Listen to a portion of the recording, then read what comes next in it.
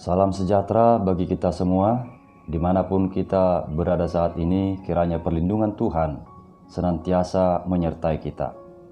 Firman Tuhan yang menjadi naskotbah saat ini tertulis pada Mazmur 29 ayat 1 sampai dengan 11. Dan saya akan membacakan isi nas tersebut untuk kita. Mazmur Daud. Kepada Tuhan, hai penghuni surgawi, kepada Tuhan sajalah kemuliaan dan kekuatan. Berilah kepada Tuhan kemuliaan namanya. Sujudlah kepada Tuhan dengan berhiaskan kekudusan. Suara Tuhan di atas air. Allah yang mulia mengguntur. Tuhan di atas air yang besar. Suara Tuhan penuh kekuatan. Suara Tuhan penuh semarak. Suara Tuhan mematahkan pohon aras. Bahkan Tuhan menumbangkan pohon aras Libanon. Ia membuat gunung Libanon melompat-lompat seperti anak lembu, dan gunung Sirion seperti anak benteng. Suara Tuhan menyemburkan nyala api. Suara Tuhan membuat padang gurun gemetar. Tuhan membuat padang gurun Kades gemetar. Suara Tuhan membuat beranak rusa betina yang mengandung. Bahkan hutan digundulinya. Dan di dalam baitnya setiap orang berseru hormat. Tuhan bersemayam di atas air bah. Tuhan bersemayam sebagai raja untuk selama-lamanya. Tuhan kiranya memberikan kekuatan kepada umatnya.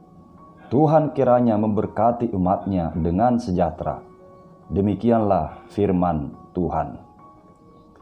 Saudara-saudara yang dikasihi Tuhan kita Yesus Kristus, dalam nas ini Daud menyaksikan kebesaran Tuhan di atas semua ciptaannya. Untuk itu, Daud mengundang para penghuni surgawi, yakni menunjuk kepada anak-anak Allah dan segala penghuni bumi ini, agar sujud menyembah dan memuji kemuliaan dan kebesaran Tuhan. Dialah Allah yang Maha Kuasa, Maha Agung, yang tak tertandingi oleh siapapun. Oleh karenanya, hanya Tuhanlah yang layak dipuji dan disembah. Nas ini adalah sekaligus hendak menegaskan kepada orang-orang yang masih menyembah dewa-dewa Baal ketika itu, bahwa Allah tidak bisa disamakan dengan Allah-Allah Baal yang mereka sembah. Melainkan Allah jauh lebih berkuasa atas segalanya, termasuk mengatasi Allah-Allah Baal yang disembah oleh orang-orang yang tidak percaya kepada Allah Israel. Pemazmur dalam nas ini juga mau mengajak bahwa menyembah dan memuliakan Tuhan bukanlah pilihan alternatif, melainkan suatu keharusan bagi umat atau bagi anak-anak Tuhan. Jadi, barang siapa yang merasa hidupnya adalah anak-anak Tuhan, maka dia wajib memuji dan menyembah kepada Allah. Sebaliknya, orang yang tidak mau memuji dan menyembah Tuhan menjadi pertanda bahwa dia bukanlah anak-anak Allah. Saudaraku, pada ayat 3-9, pemazmur juga menyaksikan bahwa dasar ajakan untuk memuji Tuhan adalah karena kuasa suara atau firman Allah yang mengatasi ciptaannya. Betapapun kuatnya suara guntur, namun tidak bisa disamakan dengan kekuatan dan kemuliaan dari suara Tuhan. Sebab suara Tuhan sungguh berkuasa dan sanggup terdengar sampai ke segala penjuru bumi. Pemazmur di dalam nas ini menggambarkan kekuatan dan keagungan suara Tuhan yang mampu mematahkan, bahkan menumbangkan pohon aras Libanon. Pohon aras adalah salah satu pohon yang kuat dan keras. Namun kekuatan dan keteguhan pohon itu tunduk pada suara Tuhan. Begitu juga dengan gunung Libanon dan gunung Sirion. Suara Tuhan berkuasa untuk membuatnya gemetar hingga menyemburkan api seperti ketika terjadinya gunung meletus. Kekuatan dan kedahsyatan kuasa suara Tuhan sanggup menundukkan segala ciptaannya, sehingga padang gurun juga ikut mengalami dampaknya. dan turut bergetar atau mengalami guncangan seperti ketika terjadinya gempa. Tetapi alam juga menjadi sarana Allah untuk menyalurkan kehidupan seperti rusa beranak, dan perbuatan Tuhan mengundang seruan hormat kepadanya. Segala ciptaan, baik yang ada di dalam bait-Nya, baik yang ada di langit, di hutan, pada aliran-aliran air, pada suara guntur, termasuk juga pada hewan-hewan, semuanya tunduk untuk memuji dan menyembah-Nya. Segala tempat menjadi sarana untuk memuji dan memuliakan Tuhan, sebab Tuhan adalah Maha Hadir.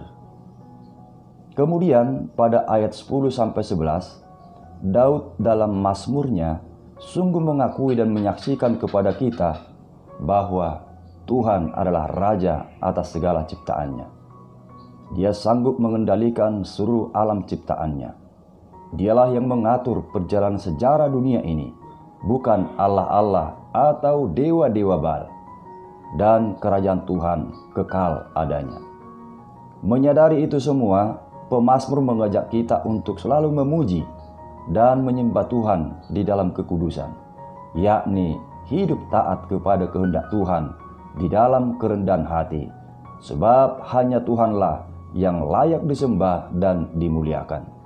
Dialah yang berkuasa atas segala bumi dan isinya. Suara Tuhan tidak hanya terdengar di sebagian tempat, melainkan pada segenap alam ciptaannya, seperti yang disaksikan pemazmur dalam nas ini, yakni di atas air yang besar, di tengah-tengah hutan yang ditumbuhi oleh pohon-pohonan dan tumbuh-tumbuhan yang lain, di tengah-tengah bukit dan padang, di tengah-tengah hewan. Dan dari itu semua kita bisa mengenal atau menyaksikan suara Tuhan yang selanjutnya mengajak kepekaan kita manusia agar turut menjaga kelestarian alam dan ciptaan lainnya. Saudaraku, dari itu semua nyatalah bahwa ciptaan Tuhan turut dipakai Tuhan untuk memperkenalkan dirinya. Bila bunyi guntur menggelegar, hewan-hewan melompat-lompat, pohon-pohon di hutan bergoyang, padang gurun gemetar, air laut berombak, itu semua hendak membuka mata kita untuk menyaksikan bahwa kuasa suara Tuhan jauh lebih dahsyat dari segala gemuruh dunia ciptaan Tuhan. Suara Tuhan yang menggelegar itu mampu membuat unsur-unsur alam yang menakutkan bagi manusia tunduk dan taat. Sebagaimana alam semesta dan segala makhluk ciptaannya tunduk pada kedaulatan Tuhan Sang Raja, demikian seharusnya umat Tuhan tunduk padanya dan memuliakan Tuhan di dalam kekudusan. Saudaraku, orang-orang percaya bisa saja menghadapi kesulitan atau badai kehidupan.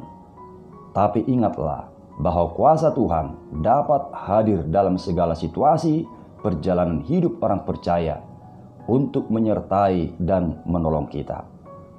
Kedahsyatan yang ditimbulkan oleh dunia dan yang ada di dalamnya sesungguhnya adalah juga untuk menunjukkan bahwa Tuhan itu adalah Maha Kuasa, sehingga kedahsyatan itu menjadi salah satu cara ciptaan lain untuk menyembah, memuji, dan memuliakan keagungan kuasa Tuhan. Suara atau firman Tuhan sanggup menyapa kita semua dalam segala waktu dan situasi yang sedang terjadi, dan alam raya ciptaannya yang juga turut dipakai oleh Tuhan untuk berbicara kepada kita. Saudaraku, dengan merenungkan pemazmur di dalam nas ini, biarlah hidup kita selalu peka mendengar suara atau firman Tuhan, sehingga kita bisa membedakan mana suara Tuhan dan mana suara-suara yang menggoda hidup kita untuk menjauh dari Tuhan. Ketika kita peka mendengar suara Tuhan yang telah menjadi daging di dalam Tuhan Yesus Kristus, maka orang percaya akan beroleh kekuatan yang baru, akan beroleh petunjuk atau penyertaan serta damai sejahtera yang daripada Tuhan. Sebagaimana firman Tuhan yang berkata pada Yohanes 16 ayat 33, "Semuanya itu kukatakan kepadamu, supaya kamu beroleh damai sejahtera dalam Aku." Artinya, kepekaan kepada firman Tuhan akan memberikan kita damai sejahtera. Ketika kita merasa memiliki begitu banyak masalah, firman Tuhan berisi berbagai motivasi yang nyata. Ketika kita merasa lemah oleh ragam pergumulan hidup, kita akan beroleh kekuatan dan pemulihan dari Tuhan kita. Yesus yang adalah firman Allah juga telah mengundang setiap orang untuk datang kepadanya agar beroleh kelegaan dengan berkata, "Marilah kepadaku semua yang letih lesu dan berbeban berat, aku akan memberi kelegaan kepadamu." Matius 11 ayat 28. Kedahsyatan kuasa firman Tuhan sungguh membawa pengharapan menuju masa depan yang lebih baik bagi setiap orang percaya. Karena itu, mari sembah dan muliakanlah Tuhan dalam kekudusan, serta berjuanglah dan lawanlah hidup yang dinodai oleh dosa, sebab Allah kita adalah kudus. Amin.